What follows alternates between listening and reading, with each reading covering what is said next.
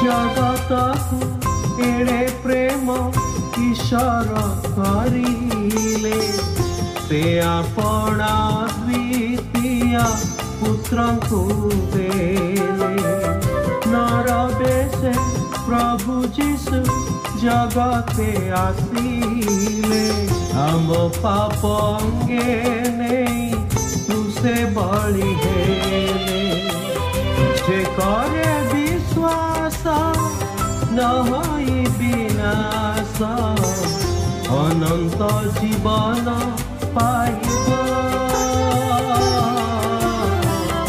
बंधु एक कथा विवेचना। प्रिय श्रोता बंधु प्रभु श्रीख्रीष्ट सर्वोन्नत नाम आपण को शुभेच्छा।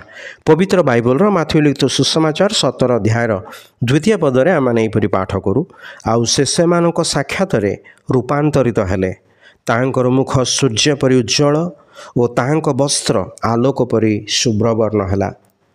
प्रभुंक रूपांतरण घटना आम एठारे देखिपारू से आपणा 3 शिष्य मानक सम्मुख रूपांतरित हबा बेले ताहांकर दैहिक तत्वरे कौन सी परिवर्तन हला नहीं। जो मानव शरीर रे दुर्बलता और सीमितता को से माने देखिथिले सेही शरीर रे ताहांक शक्ति और महिमा से माने देखिले। सेही शरीर रे मनुष्यत्व ईश्वरत्वर पूर्णता को मध्य से माने देखिले। सेही शरीर रे से आपणा ईश्वरीय महिमा को आच्छादन करिथिबा से माने देखिले। से आपणा को दीन और नम्र कले जड़े दासर रूप धारण कले पुणी क्रूसीय मृत्यु भोग कले जेपरी जे कही ताहांकठारे विश्वास करे से परित्राण प्राप्त होई पारे। मृत मानक मध्यरु तृतीय दिन रे पुनरुत्थित होई 40 दिन पर स्वर्ग को नीत हले पुणी से महिमा रे विराजमान अटंती। एई रूपांतरण रे से प्रमाणित करंती जे ईश्वर ज्योति अटंती और से ज्योतिर्निवासी अटंती पुणी से आपणा महिमार प्रताप रे आवृत अटंती।